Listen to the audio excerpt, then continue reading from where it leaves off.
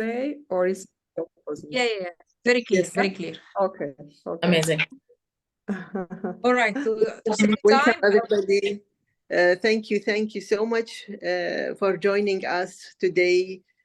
Today is a special day with Reka. She is the one and only well-being, I'll say, most known. Yani we are so happy to have you, Reka, with us in Kuwait chapter. We are honored to have you with us. We know that's going to be so knowledgeable webinar. And I let Ghada please present some information in the bio about Reka, please. Hello, good evening, everyone. I'm so glad that Rika finally with us in Kuwait. We made it, Rika, yeah? After lots of discussion. It's a pleasure, honestly. I'm so proud to be with you all. I'm very delighted to see you again. Rika, let me just give you a quick brief about Rika. She's the founder of Wellbeing Designers, a purpose-driven innovation company dedicated to advancing well-being as a fundamental skills for the future work force. As a systematic change facilitator and advocate of human-centric sustainable work life, fostering a well-being culture in organizations. She works with leaders and teams as well as a coach and advisor. I have a long CV here. I will try to focus on you the could have shortened it. I can need 1 hour to finish it, but I will try to focus on the most important things. She delivers keynotes globally and hosts the Wellbeing Designers Bootcast. Rika is also affiliated senior advisor in one of the top companies in systematic HR challenges. She has more than 15 years of experience in management consulting. Rika has led large scales of business transformation journeys across the globe. Her focus has been on culture, change management, leadership development. She's an ICF accredited brain-based coach. Very interesting. A yoga and meditation practitioner and a teacher, inspired by her own well-being journey as a busy professional in highly competitive environment. She developed a method around well-being. So she's everywhere. Honestly, I can see the experience on the whole Europe, and now she's based in Switzerland. Rika holds a dual master in science in corporate finance and education, combining from Hungary originally. She has lived and worked in various countries. So I will leave it. I will leave over. I want you all to welcome with me, Rika. And let's start. I don't know if you start recording. Yes, we start recording. And please, if you can mute your mic. So please welcome with me, Rika, in the Kuwait chapter. Over to you. Thank you so much, Gada and Maleka, for the kind invite and for this really heartfelt welcome. And I have been to Kuwait, just that everyone knows, this February. That was my first time, and I was really impressed by the country and the kindness of people. And I knew that I will, do more with you together. So I am very happy that now this is the second step of a collaboration between me and the Kuwait people. So I really want to make this session, not only a webinar that I just talked, but also a conversation. So we already are 10 minutes past, but I will definitely, make some time for questions at the end. But please also, just any time when you have questions, you can raise your hand and also put, It's another story for another time. I'm sorry to say that. All of you, could you please mute your mic, everyone? Lena, please. Thank you so much. Sorry about that. I didn't know if she's asking something. So maybe as a starting point, we could also put where we are sitting right now in the chat and what we see if we look through the window. I would like to ask you to do this short check-in that we really feel that we are together.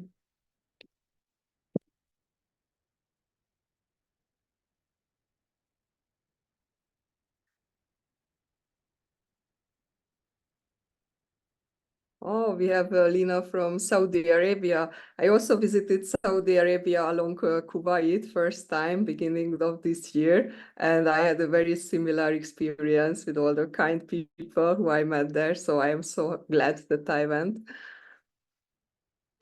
Oh, Kuwait electric fireplace. That's really nice. Another one from Saudi. Stars. Oh, so you are already in the night. So I have still daylight. Um, I will. And we have a Hungarian here living in Paris. Yes, I am also Hungarian. Very good. So as I said, I really would like that it is a conversation. I will start sharing my screen and then explain it to you how we will work today together and run this session. And I try to be on time. I know that, you all have plans and you are already towards the weekend. So I will try to respect that as much as I can. Apologies, not all my slides are with this really nice background. I try to change them, but as much as I could, I just added the nice Kuwait chapter slide deck. So today's topic is about cultivating self-awareness for sustainable leadership and well-being, because as Maleka and Gada mentioned, yeah, I am known as a well-being designer, so this is really my main topic. And I also, didn't put this in the original title because sometimes you also need to use different words. This is what I experienced, but I'm testing sometimes what resonates more with people. And for me, self-awareness is so much connected with well-being. I will explain that more, that it's sometimes you don't even need that to explain it.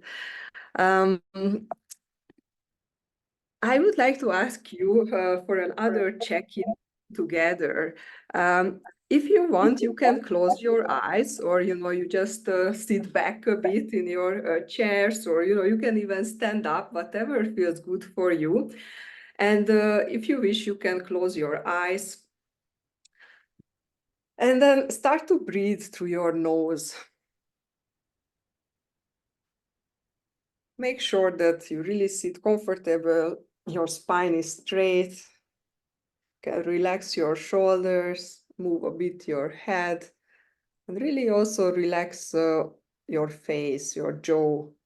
Sometimes we have a lot of tension there in our face, our shoulders. And just breathe. Take some breath through your nose. Make sure that it goes all the way down to your belly. We sometimes tend to just breathe into our lungs and not really activating all the body, giving them the energizing oxygen. So pull all your attention on your breath, on your nose as it enters the body through the nose.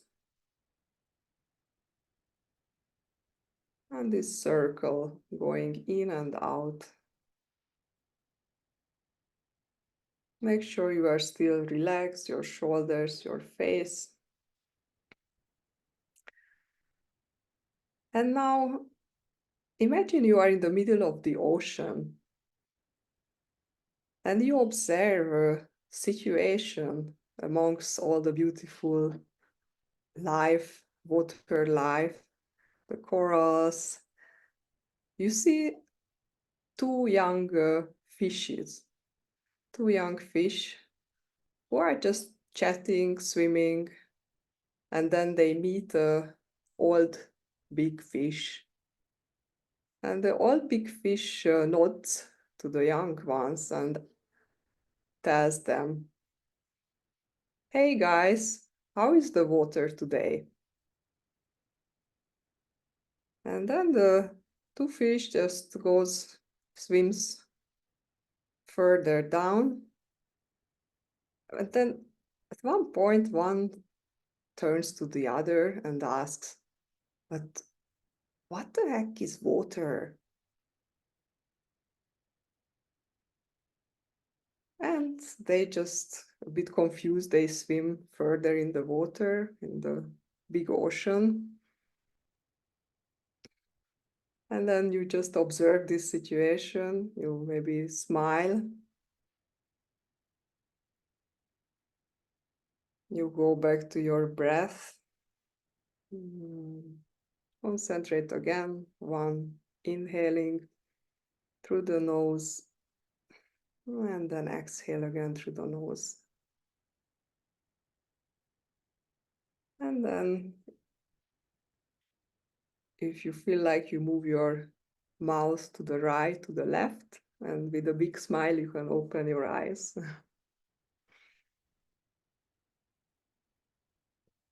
So this check-in, it's also something that activates our maybe awareness through the breath with the body, but also it's a bit philosophical, right? What is going on around us in the water? What is going on within ourselves? Sometimes we are like these two young fish just swimming through life and not really aware what is happening to us or within us.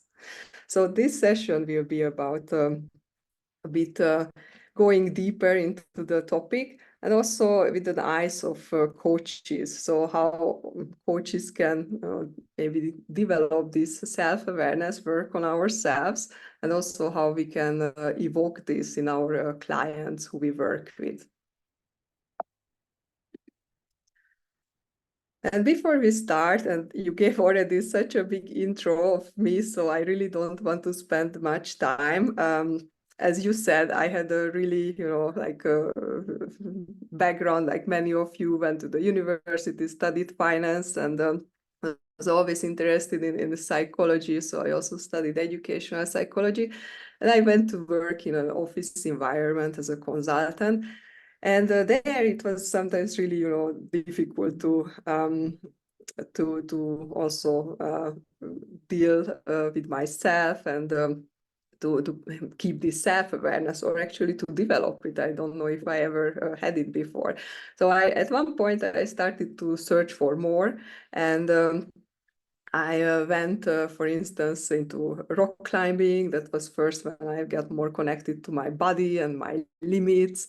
I was testing myself. Then I got really 10 years ago into yoga. First, really through the physical aspects of yoga, and that was already a lot of help to really connect to my body and know myself. But then I really experienced also and learned about more the depth of meditation. And I also ended up to go to a yoga teacher training, spending 1 month in Nepal in a Buddhist monastery. And then in 2019, I decided to go to a 10-day Vipassana, where I really experienced the depth when I am only with myself and talking. So I think for me that was one of the biggest and pivotal moment in my self-awareness journey. And after that, I was a bit like, okay, what's next? How can I bring this really into my work life? I really liked my job as a consultant, connecting to people, helping companies. And what happened is that I continued my travel beginning of 2019, and I went on, to Japan, and there I met a monk who turned out to become a monk just very recently.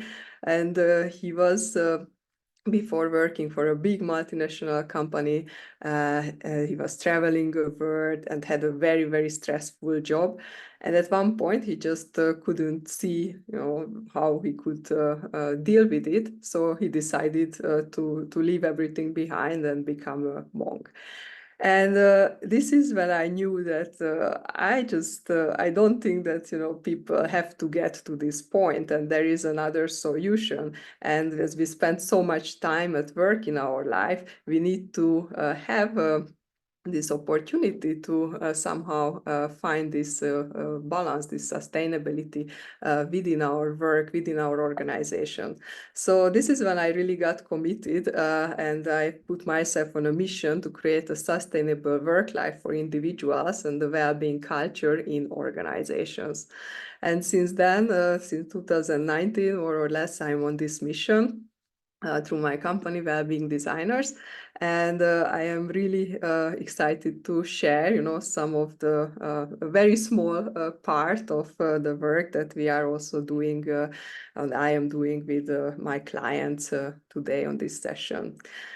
So what is interesting about well-being and self-awareness, and we all work, either maybe you work also used to work in an organization, but your clients definitely, you meet clients who work in big organizations. And then, so what I have seen is that well-being has gone through an evolution, and it really started at one point with health and safety, so that people, feel safe at work. It's a bit like a Maslow pyramid. You have to, feel safe, that you don't get injured when you go to work. So companies were only focusing on that. But then something happened. We still started to work so much, even if we had all the technology support and advancement, that the stress pandemic came and companies realized they have to provide something more holistic for the people. So we got well-being programs, which also then started to not only focus on physical, but also the mental, spiritual aspects of well-being. And then now today we are in a way an intersection of this journey, when some companies already realize that it's not only about that, it's also about the workload, the leadership style, the toxic cultures, and then we have AI coming, the human sustainability. And what I see is everything is then underpinned by self-awareness. So what really we can help companies with to create all these environments, of course, processes, maybe, create less stressful work schedules, but they can also support employees that they create this self-awareness in themselves, because we have the responsibility on both sides, both on the individual and on the company. So today's session, we focus on this overarching part, the self-awareness, which is really on us individuals, and especially as coaches, we can really help a lot our clients to get further on their self-awareness journeys. So during the session, we will examine a bit then what is sustainable leadership, because this is something that we put also in the center of the session. So we want to be all sustainable leaders. Then we go a bit deeper why self-awareness is key in sustainable leadership. And then we see how we can practice it. We already had a bit of practice now, but of course there is a lot more out there that we can explore. Please, Gada, let me know if there is something in the chat, because I might not see everything. So all good until now? Okay, all good. So I would like to invite you, and again, my Slido is for some reason not working. Just give me a second, because I wanted to show you or invite you for a bit of yes, it's still working. So instead of the chat, I invite you to scan this QR code, and then we could see as a nice word cloud all the answers, or you can go on slido.com and give your definition of what sustainable leadership means for you. And then we can see, where you are, where we are, and then also address your needs for this session. We can explore a bit specifically.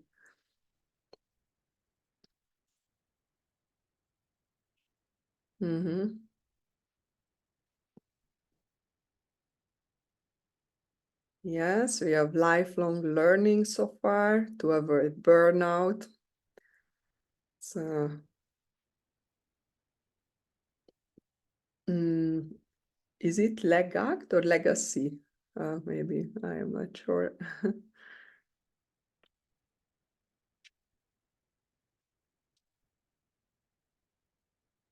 If someone has troubles with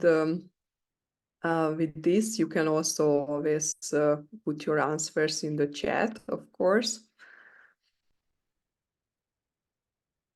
But it would be nice to see everyone's answer here together.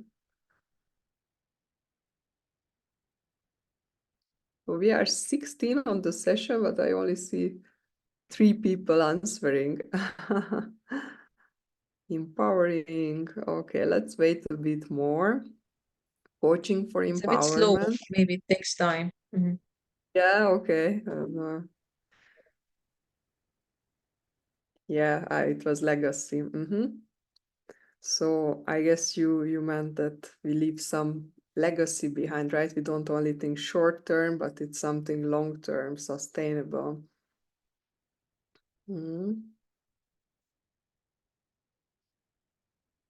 Yeah, don't think too much. Just the first thing that comes to your mind, to become role models. Very nice.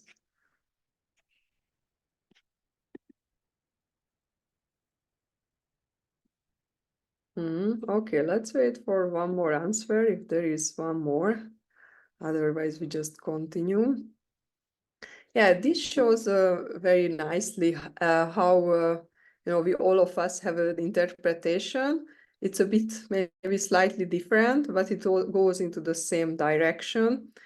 It is a lot about empowerment, learning, role modeling, so something which is really keep up with business, avoid burnout, leaving some legacy behind. All right, very nice. So if we go back to the session, I also collected some of the dimensions which you might find actually familiar based on the answers. Dimensions of sustainable leadership. So we all want to leave some impact behind if we think about sustainable leadership, if becoming a sustainable leader. And it doesn't necessarily mean nowadays there is, of course, sustainability that we deal with the environment and we think long term of the earth, but it's also about human sustainability, right? That we as humans can really operate in a way that we don't get sick, don't get burned out. We are on the top, we give the best of ourselves, and it's not only about us, it's about the community as well. So what I also found is connected to sustainable leadership is ethical integrity and transparency, strategic long-term thinking, work-life integration, emotional intelligence, adaptability and resilience. These go a lot hand in hand what you also said about burnout and well-being, holistic health, and empowerment and development. And here we have the word empowerment, and community, of course, and societal engagement. So all of these are something that embody for us sustainable leadership or a sustainable leader. So the question is then how to become one, or how to help someone, our clients, to become one. And we, of course, always need to practice what we preach or how we coach. So we will go a bit deeper into this and examine the ways how we can develop self-awareness. But first of all, I would like to share a definition with you about self-awareness, which is from Daniel Goleman. He's an amazing social scientist. You might have read his books. He wrote about emotional intelligence, social intelligence as well. So he says that self-awareness is the ability to monitor our inner world, our thoughts and feelings, and it is the foundation of emotional intelligence. I leave this a bit to deepen with you.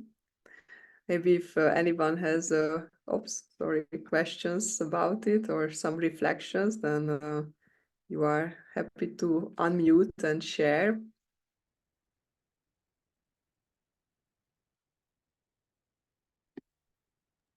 I think people are a bit tired from the previous session. I have a question, please, Reka. Yes. If we are biases, how can we be aware from our thoughts? How much we are aware we are too much biases for group of people, group of behaviors. This is the way we raised, trained. So how much I am aware this is right, and there is different opinion might be more right or better. Yeah, I think it's already, a level of self-awareness that we know that we are biased. So we grow up with biases through the education, the family, and the school system.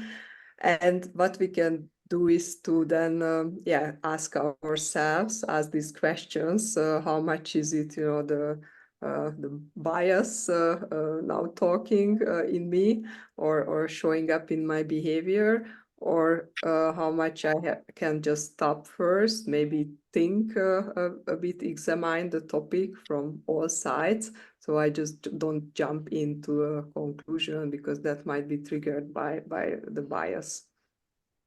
Thank you.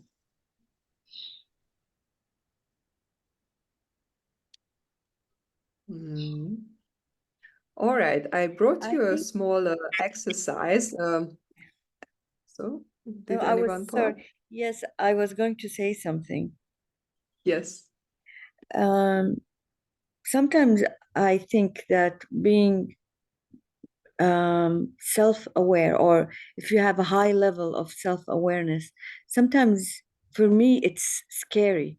Actually, it frightens me because I am beginning, or I have went through the phase that the more self-aware I am, and it's like when you see yourself in the mirror and you see everything, and to me it's frightening, because then you can also be aware, I think, about other people's too, because once you become self-aware, you're tuning, you can grab or feel the frequency of other people, and then also getting hurt. And I don't mean like hurt like emotionally, or I don't know how to explain it. It gets higher. So simple words that because now you know the intentions behind the words. To me, this is what self-awareness brought for me. Not only me, but it also made me aware of other people's intentions. I don't know. Yeah. What do you say about that? Yeah, I hear, and what resonates with me, it's also that sometimes it can be, what you say, frightening, right? Maybe if we go a bit into the exercise part, I can also reflect on it. Sometimes I had a very recent experience. I can share it with you. It was about me being a bit emotional, and I didn't know what is going on. And then at one point, I was actually questioning myself, how I take care of myself, and how I practice what I really preach. And then something happened, so I got actually test results that something was going on in my body, and that explained me, how my body and soul was, or emotions were connected.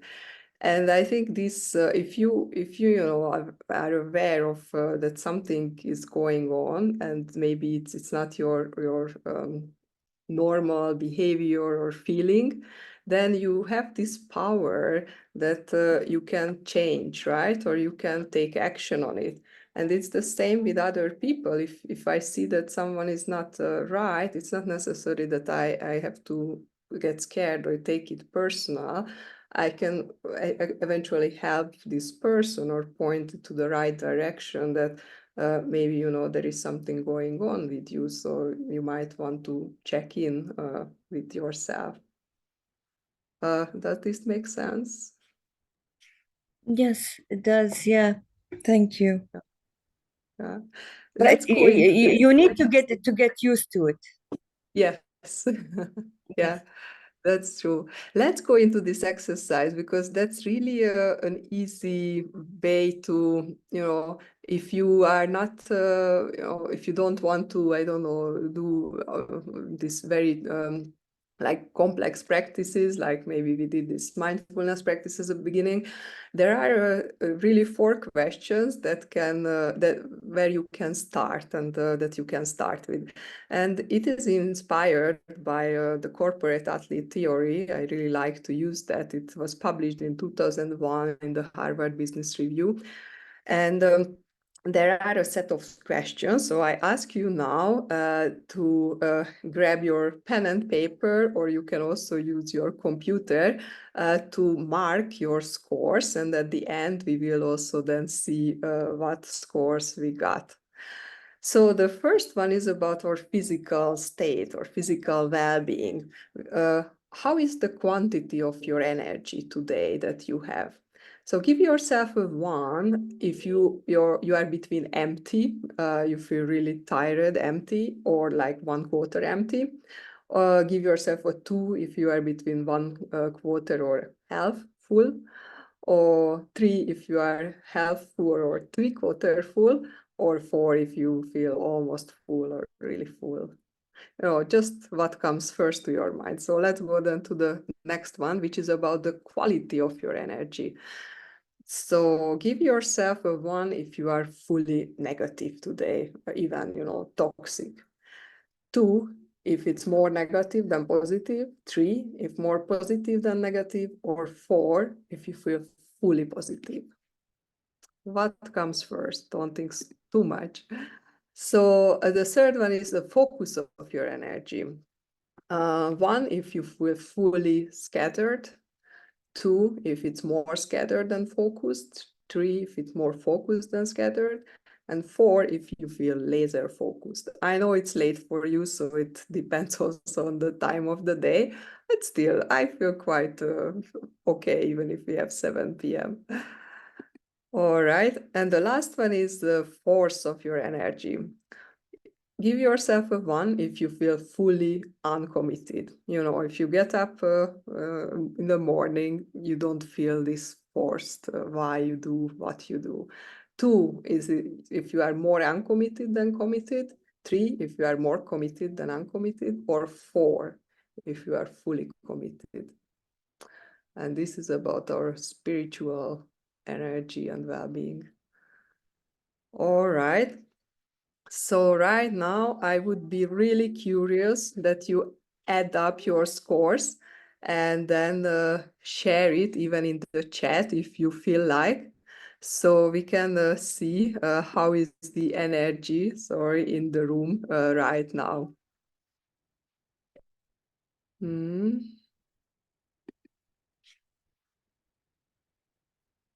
13, 11. All right, so that's on the almost fully engaged part.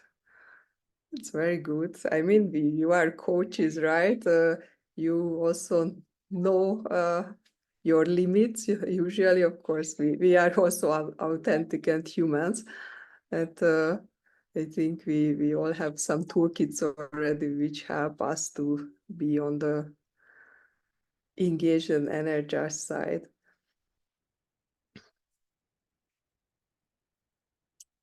Really nice to see so many high scores or almost high scores. All right.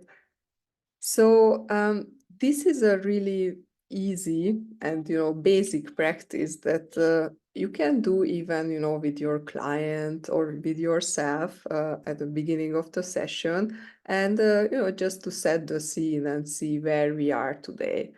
And if you are, even if you are partially engaged, so in where most of you are, you can then examine, okay, so where is the deficit? We have this pyramid, and you can ask yourself or the client, so is it on the physical level? How did you eat today? Oh, you skipped lunch. Oh, okay. Or you didn't sleep not even 7 or 6 hours. Wow, that's already, a trigger not to feel fully well. On the emotional level, you have some, problems with your relationship, colleague, you had a fight with someone. Mental, have you had time for yourself today, even, for a 10-minute break, walking, just to, disconnect from your computer if you were working? Or, it's the purpose level. So are you aligned with what you are doing? And that's a bit maybe more complex. I was talking a lot. I would actually be curious what you think about this and how this resonates with you, if you would like to share any thoughts, questions, or maybe And you, yeah? yeah, my number was 13, which Mm-hmm. means that I'm partially unwell and fully engaged, I think. If we Mm-hmm. can, yes, correct. Yes, So so I feel I'm exhausted. So I feel it should be fully unwell, but I don't know why. Yeah, I thought it will be below 6. Ah, okay. So, and I thought it will be fully unwell. mm-hmm. This part with engaged. So I'm really surprised that I'm partially well. Maliha will understand what I'm talking about because this week is hectic for us. Of course, after arranging all these webinars, you are unwell. I'm sure you are. I thought it would be 100% unwell. But So maybe I think, that gives yeah, you just some wanted to share positive this. vibes, right? That you don't score so bad as you feel. yeah, I'm but always positive. yeah, Um, but because I know Ghada, I know that she's doing something that she's passionate about and that she loves, and that brings her great joy. So even mhm. if you are physically exhausted, but like spiritually and maybe emotionally and mentally, no, you are actually energized because you're doing something that you love. I Yeah, think you so. love it. That's why, Yes. yeah, that's why you have a high score, even though you're dead, you feel like you're dead. Yeah, Surprised, actually. Interesting. Thank you. Thank you for yeah, sharing. that's interesting. And yeah, as you mentioned, it can be really that, even if you are physically, don't take care of yourself, maybe for a while, of course, it can show up then even more and worsen your score. But yeah, all the other parts, if they are well, that can make you running longer. But this is what then we have to make sustainable on all levels. But to be honest, it's really difficult to be, 100% all the time. But that's why it's good that we have a framework, and then we can check in. Okay, where is the deficit, and this can help us to step a bit towards the self-awareness. All right. So I also brought you another quote, just to have, this parallel between the individual and the organization. So Gada mentioned at the beginning that, yeah, I also work with the George Bersing company, and that's really about how, about the HR and organizations, how they can empower people. And they have a definition as well. So self-awareness refers to the ability of an individual to understand their own emotions, strengths, weaknesses, values, and drivers, and to understand how these affect others, right? So even in the other one from Daniel Goleman, we had it as an emotional intelligence that is really impacting others. But here, this is very explicit that if we are in an organizational setup, we really have to think about not only ourselves, but how then our behavior impacts another person's pyramid and well-being and energy level. All right. So now I brought you some overview about practices, and yeah, I'm just checking on with the time. So because there are several, and really this is just a small extract of self-awareness practices that can help anyone to create and to start with self-awareness practice, or really create and work on their self-awareness. So maybe the most important ones or popular ones when you read, for instance, about self-awareness in business articles in an organizational setup, I highlighted the ones with yellow. Then it comes up that we need to seek feedback, from colleagues, and we shouldn't be afraid for asking feedback and also giving feedback. And then we can do certain personality assessments, also as a manager with our team. So we help the team to get to know themselves and each others this way. And then, yeah, self-reflection exercises in a corporate setup as well. But there are still several ones which can also occur nowadays, of course, in corporate practices, but maybe they are more on the outside of work level sometimes. So one popular one is journaling. Nowadays, a lot of people start to journal either at the beginning of the day or they close the day. And this is an art of self-reflection as well. If you have a therapist, for instance, or counselor, or of course a coach, what we do as well, that is also a self-awareness practice. So through our work, we tremendously help people to reflect and create self-awareness. Then if you are, you can read, educate yourself, practice listening, then being in nature, if you go for a walk, that can also like naturally, awaken this in your mind and body, that you start to think and reflect. You can do it through your hobbies, artistic expressions. And what is also popular, the mind-body practices. As I mentioned, it was also my journey towards self-awareness, especially through yoga and meditation, mindfulness. And a very popular one nowadays is also gratitude exercise, that we really think about and force ourselves to think about what we are grateful for. Nowadays, it's so much given in our world that we forget that sometimes how blessed we are. I would like to give the space if you would like to reflect on your practices. Maybe you can even put it in the chat if you have any favorite ones, and then just unmute yourself if you would like to share a story or a question.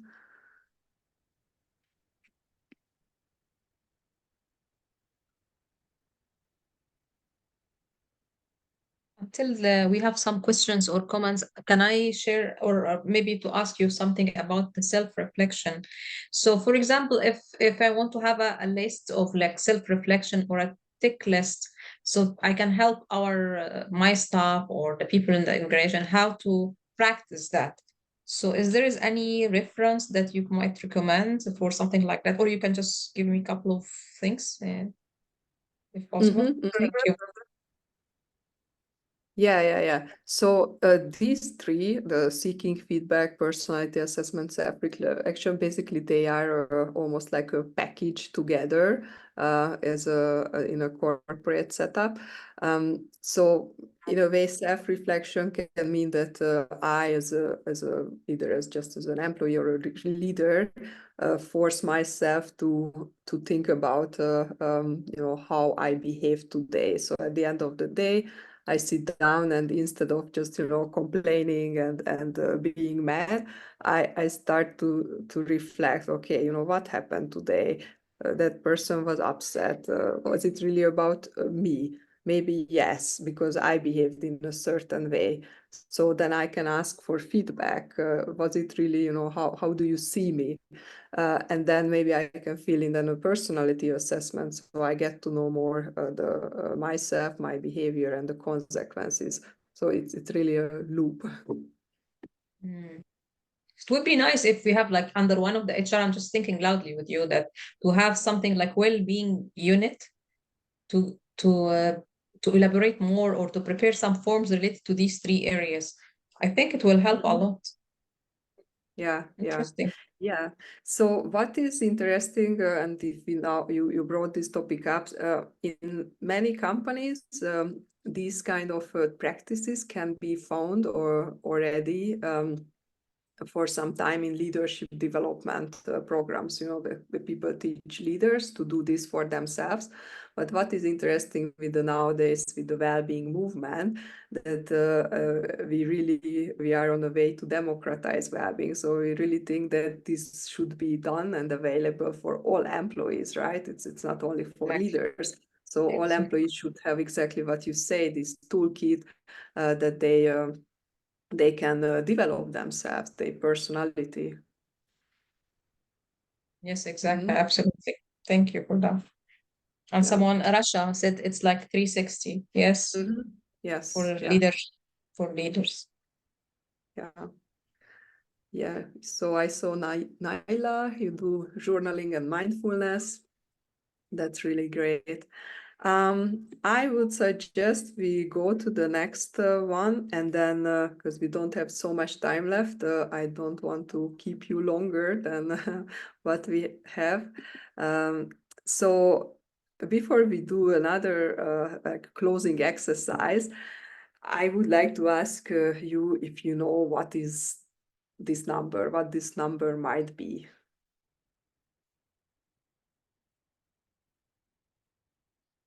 60,000. Yeah, no idea. So it's the number of thoughts that we have in our mind on a day. That's one, what one research says that. And then what do you think, what is this number about?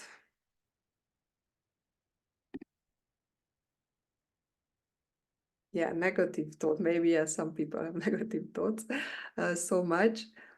144. I know it's a difficult question. What could it be? It's the number of times when people nowadays, on an average, touch their phone. And this is when it becomes really practical, the practicality of self-awareness as well, in our very little actions. So it can be to practice self-awareness, just that you maybe want to reduce the number when you touch your phone, the number of times, because then you get distracted, you cannot focus, you interrupt yourself. And that might also, the brain is triggered by the screen differently. So these are just some examples that are really, just hands-on, and we might not even think about it, how they impact us. All right, we have a little time left. I was wondering if you still wanted to do a very short mindfulness exercise, or we should go rather into more Q&A and talk about it, about the topic. I leave you to vote, or maybe Gada, Maleha, you can recommend something. What is the best for the session? Yeah, I think we have time. We have 3 minutes, let's say, or 4 minutes. For me, yeah, maybe someone question has questions. Yeah. or comments, whatever if you have any comments, anything you would like to share as well. Floors is yours. Just you can unmute yourself and share with us, or you can just put your thoughts in the chat box. I'll ask Rika a question always some employee, they ask how to convince top management to have a well-being program. They Oh have my no God, that's problem. my favorite question. Employee, they want well-being. Top management, they think that is not important or not necessary now. What do you Yeah, do? yeah. Yes, this is what I was talking about also in Kuwait on the summit when I was there in February, and it comes up again and again. 2 days ago in Zurich, I was on a well-being at work summit. So, and then people were saying it's so good to be here because here you don't have to justify what you want to do because you have like-minded people and you go back to your job and then you have to prove it to the management why you want to do that and that program.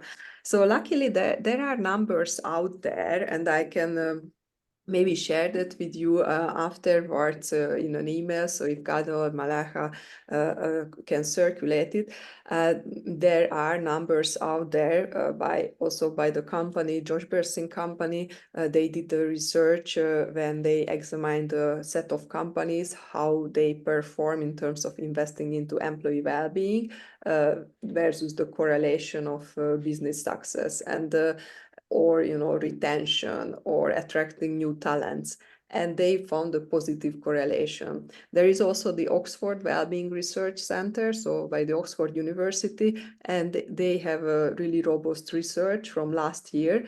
They did a big set of data about companies from the Indeed job portal, and they also combined it with the stock market performance of these companies. So indeed, you have a well-being index for each company that people can vote for. It's really just independent from the company. People go on the site and they rate how they like that company. So they said, okay, let's check out these companies with a high well-being score from Indeed and look at the stock exchange performance over 2 years from 2021, 2023. And we can also see an average set of companies from the S&P Standard & Poor, usual investment portfolio. And they found that the usual investment portfolio gave a 10% return during these 2 years, while these set of companies with a high well-being score, they gave a 30% return. So it meant that there was a 20% difference, and this was really clearly, of course, there are other factors or might be, but clearly the well-being score, the high well-being score companies performed really well during this time. So this is just one example to convince your leadership. Numbers, yeah. Yeah, numbers. Yeah, you can always invite them, and I also do this kind of work to invite them to such sessions when we go really deeper into this exercise of, okay, how do you sleep, how do you eat, and then, but that requires also maybe more time that they commit to this exercise, and then it can be connected really well with coaching, that they experience, how well-being is impacting how they treat their people. If they sleep more, then they are more patient or like better perceived leaders by the team. So then all these, but this is a bit of a longer. So if you go to them with those numbers, then maybe you get the funding to do such a program. Yes. Majda have a question. Huh? Yeah. Majda? Yeah, thank you, Rika. This is Majda from Saudi Arabia. And thank you, Maliha. She is on behind me to attend this, let's say, lecture, or what I want to say, wonderful workshop. I just have a comment regarding, sorry, I didn't get the name of the one who she said that she's scared sometimes of knowing her emotions. No, and I just, Yeah. because that's true, because I